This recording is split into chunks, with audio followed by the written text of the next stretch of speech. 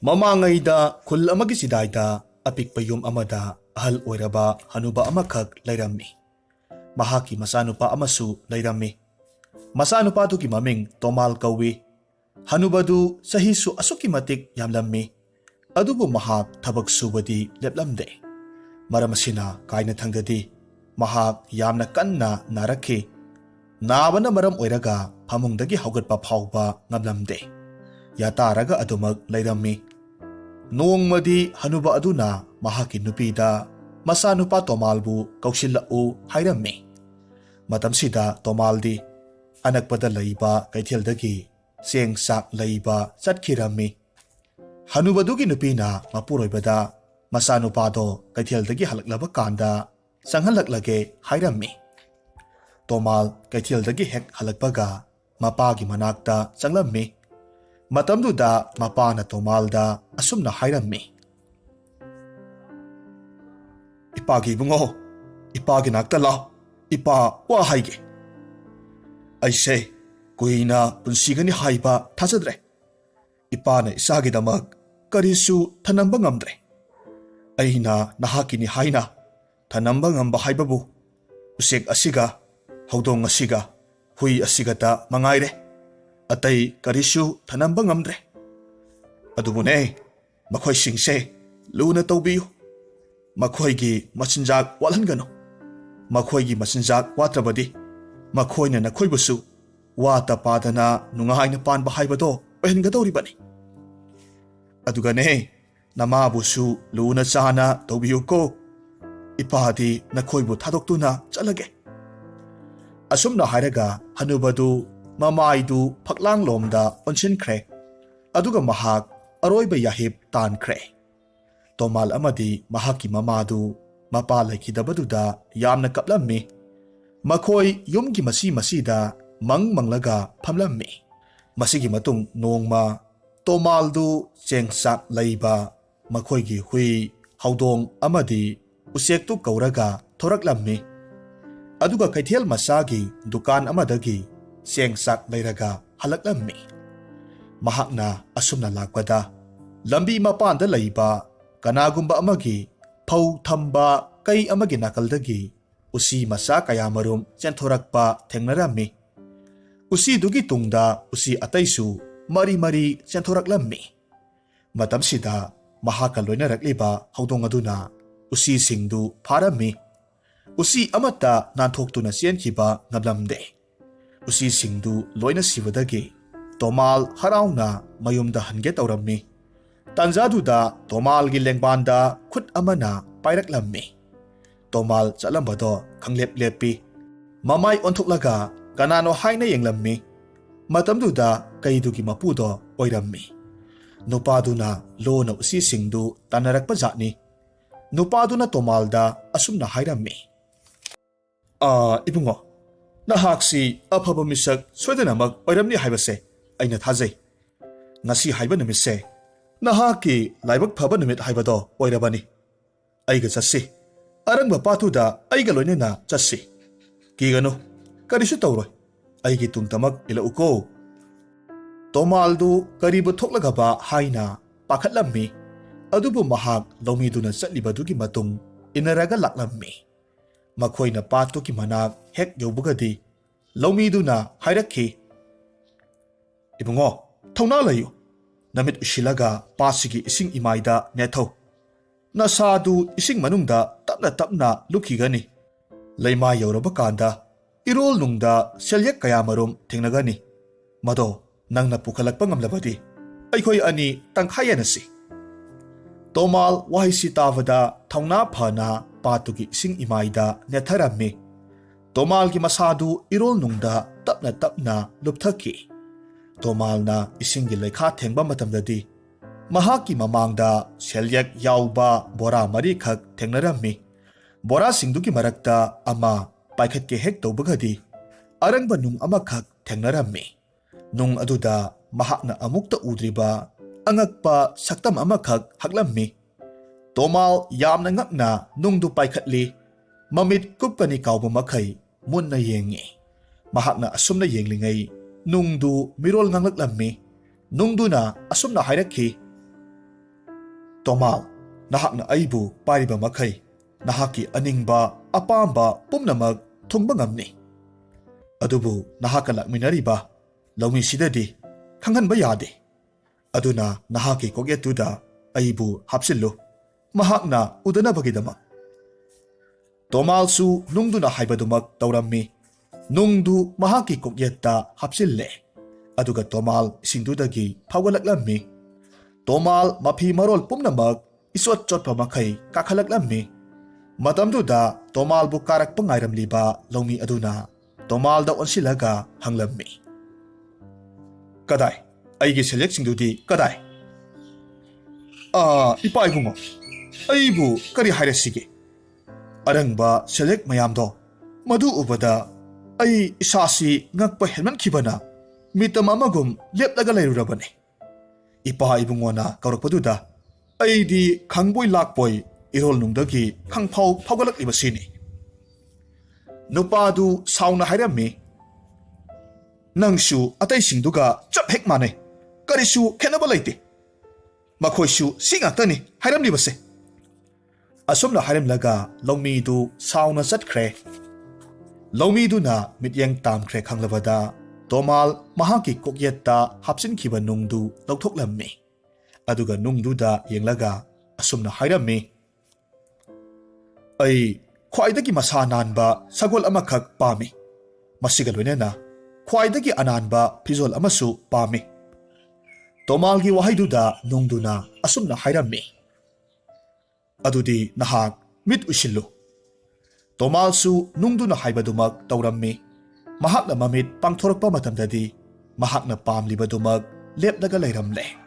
Aduga ananba phizol aduna mahaki lengbanda yalaga layrammi.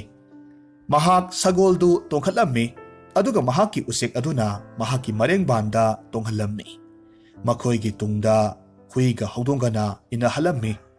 Asumna Tomal mayum maikai panglaklammi. Tomalgi mamadu Mangolda pi segaiba photlaga layrammi. Sak khangdaba ananba ahanba phizol setpa nupa amakhakna makhoigi mayum tamna lakpadu ubaduda Tomalgi mamadu makok nona khurumlammi. Mataududa Tomal noklaga hanglammi. Ima, aibu khangdrabo. Khonjeldu tavada Tomalgi mamadu ngaklammi. Laymaida haithage taurammi. Matamduda Tomalna mamabu ngakpirammi. Mamana hairami. Ibungo, nahakna purakliba sagolsi kadaiwaidagi no? Asuk mamal tangba pirolsidi kadaidagi? Nati, nahakpu masi mayamsi phangnabu honabada miga halubro. Ima, pakat kanune, adugumba amata nati. Makhoise, nasana thamoy singbagi phanglaklibani. Masigi wase, ay kona hairage. Ado, ima, haujikmak konungda chatpiyu.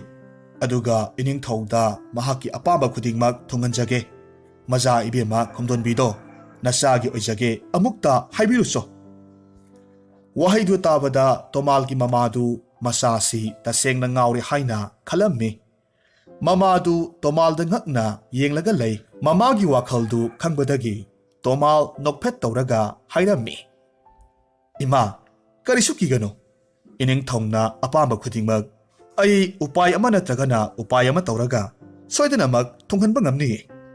Imagi haibabu konungda chatpiro aduga ningthaubu yanaba ngangnabiba asi khaktani. Ataidi thoina khanbigano.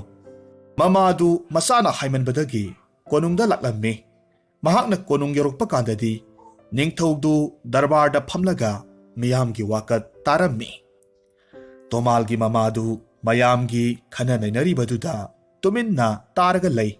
Tilamba mayamdu loina hanakraba matung Tomalgi mamadu khu khudakkulaga ningthauda khurumlammi. Aduga asumna hairammi. Iningthau ibungo, nanai tolabi aina khurumzari. Nanaigi amata yaujaba isanupa Tomalna maza ibema khomdonbibu mahakidamak haibiruso haidana nanai lakjaribani. Ningthaudu Tomalgi mamada munna yenglammi. Aduga masigi nupisi tasengna ngauri haina khalammi. Aduga asumna hairakki. Phare nupi. Nasanupana aigi sanupise lauge hairabadi luhongdringai mamangda ungi phajaraba konung amakhak saba tare aduga konungduki akoibadana atangba use kaya marumna ayingba makholda khongallaga lehangadabani masi ngamba taragadi nasanupada sanupise thajagani ngamdaba thokledana angang onba haibase nasana yareko ining thoibungo nanai soidanamak honasage asumna hairamlaga tomalgi mamadu thokre tomaldu konunggi sanathongda mamabu thorakpa ngairaga leirammi tomal mamabu thorakpa hek ubagadi mamabu marum amada pusillammi taha taha mamada hanglammi ima ining thongna kari haibage ibungo miyoibana kaidownungda tauba ngamloidaba thabak ngakni imana haigadaba haibabu maza ibemagi wakhaldo khaluranu kaidobage ima ningthongna harakpaduda hana tamu mamadu sor asangba amakhak hondoklammi aduga khummi atai kari sunatte ungi konung amakhak saw hairei konunggi akoibada atangba usek kayana ayingba makholda khonghallu hairei masingamlabadi maza ibema khomdonbibu thajage ngamdaba thoklabadi sibagi dandi phangani hairaklibani mamagi wahaidu taraga tomal irai laina haidoraklammi ihe aidi yamna luba thabakka hairakadra khalubani madhugi thabaktudi haujikmak pangthokpa ngamni asumna hairaga mamabu thanammi sanathonggi mamangda leiriba lamhangduda leplammi aduga mahaki kokyeta yauriba nungdu lauthoklammi nungduda asumna hairei ai haujikmak ungi konung amakhak pami aduga konunggi akoibada atangba usek kayamarum ayingba khonjalda khongallaga leibasu pami nungduna asumna hairami adudi haujikmak namit ushillu nungduna haibagi matung inna tomalsu mamit ushillammi mahakna hek mamit pangthorokpa kandadi asauba phajaraba ungi konung amakhak mahaki mamangda leiramle tomal wakhalda khalli masida maza ibe mana leiba taragadi onthoknasu sunaba haibado oikranido mathangi ayukta ningthau aduna tumba hogolakpada mahaki thongnaw adomda thoraklammi maduda ningthaudu mamit kupkani kawba makhai ungi konungduda yenglaga leirammi madudagi ningthauduna manai masal singda asumna hairami taribra ngarang laklamba nupiduki masanupado achamba misakki mate mantra jantra jadu haiba misak oiramni tungda mahaki mathau tarakpasu yai aduna mathangmuk mahaki mamado lakpa thoklabadi ningthongna mana mathum sauna pini hayu aduga aigi sanupisu masanupada thajagani haina haigadabani asum tongna tomalga maza ibema khomdonbiga lohonglammi maza ibema khomdonbi anauba yumduda laibada pukning maka lamlammi tomal amadi maza ibema khomdonbi lohongba nauriba oibagi yamna nungsi sanai tomal konungdudagi chathoktana asum laibadu hainaramde maramaduna nongma mahaki nupida koithokluge hairami maza ibema khomdonbinasu hoi haina yare masidagidi tomal mahaki usektune huidune haudongdune punna koithoraklammi tomalna chathokiba tanja ngairaga leiriba kai manakta thengnakiba lawmidu tomal chatkiba ubaduda mahaki tanja phangle khanna haraurammi lawmidu ungi konungdugi thongdu kanna thilammi thong thinbagi makol tabada manai ama thoraklammi aduga karigino haina hanglammi maza ibema khomdonbisi arang arak lekkonda ngaujai haibasi khangbana ahalduna asumna hairami angamba aisi sumdawbani laibak khuding chatlaga atangba nung makhal makhal karbar tawbani aina tabada laibaksigi maza ibemasi atangba nungsingbu yamna pami haina tajai aduna aina purakliba nungsingse maza ibemabu yanghanjage tawbani Manai amana pausi maja ibemagi mafamda tamlammi.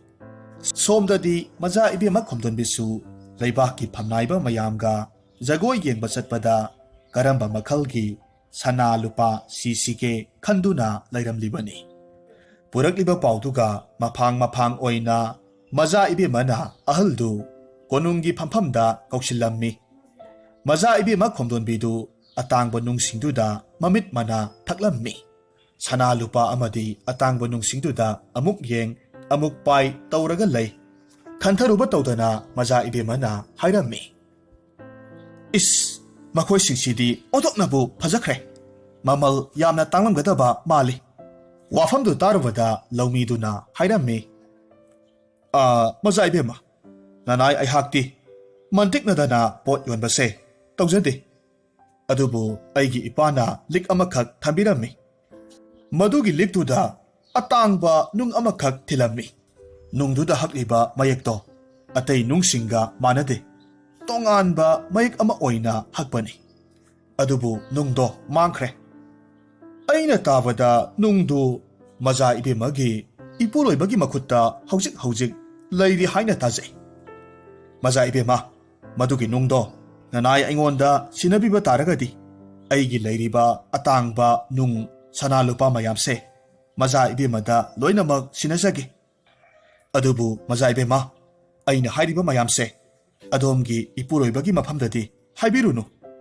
Karigumba hairurabadi soidanamag piyu yaroi. Aduna maja ibemana nungdubu pamba saraga laubiyu. Adudi ay amuk hayeng sana lupa mayamse puraga laksage. Ngasigidi hanjakrage. Asumna hairaga ahaldu hankre. Maja ibema khomdonbi wakhal kayamarum khalammi. Nungdu mahakna piyu hairaga hektamak pirakadra haina su khalli. Aduga luhongba sayol mukta ngairiba oibana ikaibasu phaurammi. Adubu atangba nungsingdu ningsinglakpaduda mahak angamba upai tauraga nungdu laurage haina khalle. Numidangi matamni tomau numidangi saklen sana mahakna koithuklubada thengnarakpa pumba tamlammi. Adubu akonbada asumna hairammi. Maja ibema matam pumba aina nangbu nisingdunata lay. Nahaki karigumba amadi puraksira hainadi khanbani. Adubu nahaka sangdamnaba yaba pasak amata thengnadre. Aduna karisu puraktabani. Maja ibema khomdonbi asumna khumlammi. Nahakna aibu kaupiribado aigidi laibak phabani. Ado hayengsi aigi ipop numitni. Aina apamba posak amadi lay. Posak tu aigi iphamda khudol oina sinaba ngambigadra. Tomalsu singnaba layta hairammi. Karibu oirabano. Aina ngamba oiragadi piraga loire. Atay karisu natte. Nahaki kokyeta yauriba arangba nungduni. Madugi nungdo atayga manade. Adugumba nung maongdudi ay amukta thengnaraktri. Mahaki nupigi waduda tomal karisu khumde tuminna lay. Ngaihak layraga tapna hairammi. Aina nafamda ngamba oirabadi pige haidokre. Aduna nungse nahaki nafamda pirage. Adubune nungse sectionadi thammu. Madugi maramdo ay hairoige. Adubu aina hairibasini. Mase sectionna thamuko. Maja ibema khomdonbi noksinaraga nungdu sectionna thamgani khomlammi. Adubu laibak thibadi mathangi ayukta tomal yum thadoklaga koithokpa chatkhi. Matamduda tomalna chatkhiba ngairaga layriba laumidu konungduda changlaklammi. Laumiduna maja ibema khomdonbida nungdu lahorabra haina hanglammi. Maja ibema khomdonbina lahore hairammi. Wadu tabada ahalduna mana purakliba atangba nung makhal kayamarum yauba khawdu maja ibema ki makhutta sinarammi. Arangba atangba nung mayamdu ubaduda maja ibemadu haraurammi. Aduga nungdu laumiduda pithokre. Nungdu ubaduda laumidu yamna haraurammi. Maja ibema khomdonbida khurumlamlaga chatkre. Laumiduna hek chatkibagadi Ikui kuidana maja ibima khomdonbina soibadaki phaklangda thenglammi. Adubu fajaraba ungi konungdu khudakta utki mapai onthokre. Upai leita maja ibimado akoibada yenglaga leirammi. Tomalsu koithok uraga mahaki sagoldu tunglaga halaklammi. Mahaki ungi konungdu uba phangda. Mahaki ungi konungdu uba phangdabaduda ngaklammi. Naksilaklaba kandadi oiramliba mataududa ngakpana kham thengkhre. Mahaki ungi konungdu utki mapai olaga leirammi. Tomalna maja ibimagi manak yorakpa kandadi maja ibima khomdonbi kaplakhi. Karino oiriba matausibu haina kapsarammi. Tomal maja ibima khomdonbida yenglammi aduga asumna hairammi. Nahakna aibu minamle natra. Aigi YAIOIBA nungdo thirukige. Asumna hairaga Toman chatkhre. Tomal mahaki usektu mahaki lengbanda tonghalammi. Huiduga hongdongdugana mahaki matungda inahalaga asum laklammi. Lambida thengnaba miyoi khudingda lawmidubu thengnabra haina hanglammi. Adubu kanamatanadi khangi kauba hairaktre. Upai leitabada Tomal mahaki usektuda lawmidubu kadaida leibage thira o haina hairammi. Usek adu pung kharadi koina pairammi. Masigi matungda lawmidu pat amagi khongbal mayada arangba konung amakhak saraga nungaina lehowi haina hairammi. Tomal usektuda hairammi. Phare. Hayengmak mafamduda chatkadabani. Mahakna tumlingai nungdu koithi thiraga purakadabani. Numit humnigi manungda thuna puraga lakadabani. Usektu asumna khummi. Mapu ibungo. Madu oirabadi hawdonga ikhoini punna chatminage. Mathangi numitni nong nganphung torakpa aduaida usektugi mananganda hawdongdo tonghalammi aduga pairaga laklammi. Hawdongdusu usektugi mangaksamda setna kolli. Usek aduna hawdongda asumna hairammi. Marup hawdong. Hawjikti namitto isillo. Horen yoruba kanda pangthoku. Hawdongdusu usekna haibadumak tawrammi. Numituma asum leptana pairaklaba matungda lawmidugi konungduna leiriba mafamdu yausilaklammi. Hawdongduna mamit hek panglakpagadi ure. Konunggi nakanda usi mayamgi punpham amakhak urammi. Maduda hawdongduna hairakhi. Marup. Ada uchi mayamgi punphamsida oina thungnasi. Makhoina karigumba aikhoigi mateng panglakpasu yaripotni. Usektusu hawdongduna hairibadu yarammi. Hoi phare hairaga usi mayamgi punpham mamangduda paitharaklammi. Aduga hawdongdubu mafamduda thambirammi. Aduga mahakti manak nakpa usa amada tonglaga lei. Usi mayamdudi hawdongdu ubada kibana loire. Phibam sida usi mayamgi makoktu khonjel tanik na hawdongduda onsillaga hanglammi. Nahakpu mafam sida kari tawba lakpano. Kari apamba leibage. Aikhoina ngamgadabo oiragadi mateng pangjage. Hawdongduna asomna khumlammi. Aigi wase munna takho. Aisi nakhoigi marup ama oinani mafam sida laklibase. Nakhoidagi mateng khara laugi haina lakpani. Nakhoigi maraktagi thauna leiba lausing leiba usi khara pami. Aina haribase aigi thabak ama pangthuknabani. Usi makoktu sor sangna hondoklammi aduga hairammi. Phagani. Aikhoi soidanamak thaurang tawgi. Ado aikhoibu kari karamba thabakta sizinnagadabano madumadi takpiramu. Aikhoisu thaurang tawbada lainabani. Yengo. Nakhoigi nakanda leiriba asauba konungsigi manungda leiriba lawmido maduna lotlaga thamliba atangba nungdu ngasi ahingsina loidringai aigi khutta sinagadabani. Nungdu atai nunga manadabani. Nungduda hakliba mayekto top topani. Madu aigi iphamda sinaw.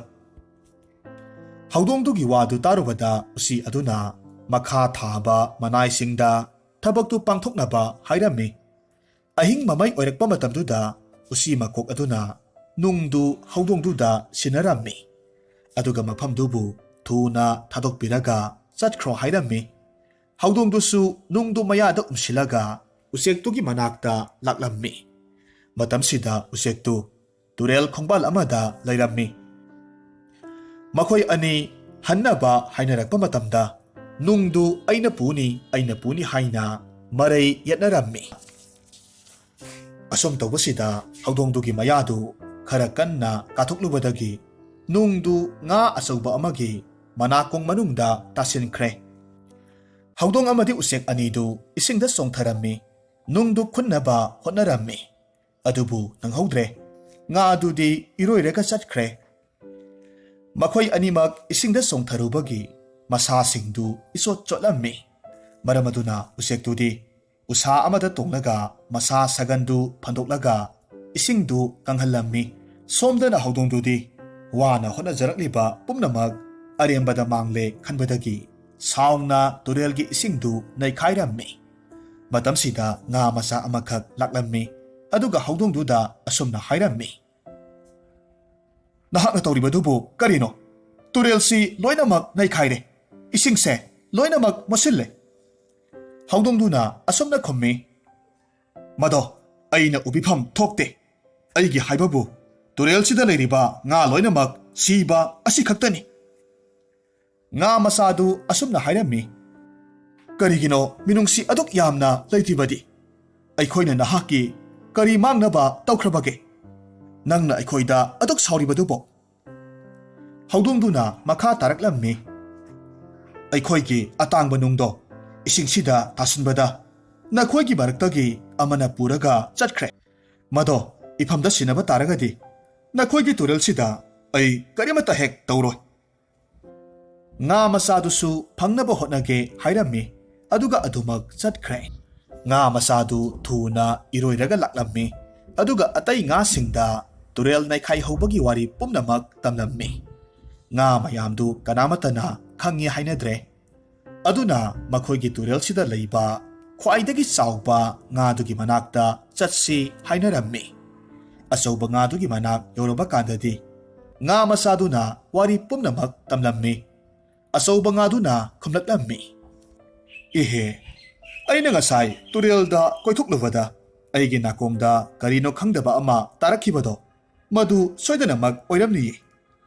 ꯑꯁꯨꯝꯅ ꯍꯥꯏꯔꯒ ꯉꯥ ꯑꯆꯧꯕꯗꯨ ꯃꯁꯥꯗꯨ ꯐꯔ ꯐꯔ ꯍꯥꯏꯔꯝꯃꯤ꯫ ꯅꯨꯡꯗꯨ ꯉꯥ ꯑꯆꯧꯕꯗꯨꯗꯒꯤ ꯇꯥꯔꯛꯂꯝꯃꯤ꯫ ꯉꯥ ꯃꯆꯥꯗꯨꯅ ꯅꯨꯡꯗꯨ ꯄꯨꯔꯒ ꯍꯧꯗꯣꯡꯗꯨꯗ ꯁꯤꯟꯅꯔꯝꯃꯤ꯫ ꯍꯧꯗꯣꯡꯗꯨꯁꯨ ꯅꯨꯡꯗꯨ ꯐꯪꯂꯕꯗꯨꯗ ꯌꯥꯝꯅ ꯍꯔꯥꯎꯔꯝꯃꯤ꯫ ꯑꯗꯨꯒ ꯇꯨꯔꯦꯜꯒꯤ ꯏꯁꯤꯡꯗꯣ ꯅꯩꯈꯥꯏꯕ ꯂꯦꯞꯂꯝꯃꯤ꯫ ꯃꯁꯤꯗꯒꯤꯗꯤ ꯍꯧꯗꯣꯡꯗꯨ ꯎꯆꯦꯛꯀꯤ ꯃꯅꯝꯗ ꯇꯣꯡꯂꯒ ꯃꯄꯨꯒꯤ ꯃꯅꯥꯛꯇ ꯍꯟꯈ꯭ꯔꯦ꯫ ꯇꯣꯃꯥꯜ ꯃꯍꯥꯛꯀꯤ ꯌꯥꯏꯑꯣꯏꯕ ꯅꯨꯡꯗꯨ ꯑꯃꯨꯛ ꯍꯟꯅ ꯐꯪꯕꯗꯨꯗ ꯌꯥꯝꯅ ꯍꯔꯥꯎꯔꯝꯃꯤ꯫ ꯍꯟꯗꯛꯃꯨꯛꯁꯨ ꯅꯨꯡꯗꯨꯒꯤ ꯃꯇꯦꯡꯅ ꯅꯤꯡꯊꯤꯔꯕ ꯀꯣꯅꯨꯡ ꯑꯃꯈꯛ ꯁꯥꯔꯦ꯫ ꯍꯟꯗꯛꯇꯤ ꯃꯆꯥ ꯏꯕꯦꯝꯃꯗꯨꯁꯨ ꯋꯥꯈꯜ ꯇꯥꯔꯝꯃꯤ꯫ ꯈꯔ ꯂꯩꯔꯒꯗꯤ ꯅꯤꯡꯊꯧꯁꯨ ꯅꯣꯡꯒꯥꯈ꯭ꯔꯦ꯫ ꯃꯔꯝ ꯑꯗꯨꯅ ꯇꯣꯃꯥꯜꯅ ꯃꯀꯨ ꯅꯤꯡꯊꯧꯒꯤ ꯃꯍꯨꯠ ꯁꯤꯜꯍꯧꯔꯝꯃꯤ꯫ ꯅꯤꯡꯊꯧ ꯑꯣꯏꯔꯝꯃꯤ꯫ ꯃꯍꯥꯛꯀꯤ ꯂꯩꯕꯥꯛꯇꯨ ꯉꯥꯛ ꯁꯦꯜꯂꯒ ꯃꯍꯥꯛ ꯄ꯭ꯔꯖꯥ ꯃꯤꯌꯥꯝꯒ ꯂꯣꯏꯅꯅ ꯅꯨꯡꯉꯥꯏ ꯌꯥꯏꯐꯅ ꯄꯥꯟꯈꯤ꯫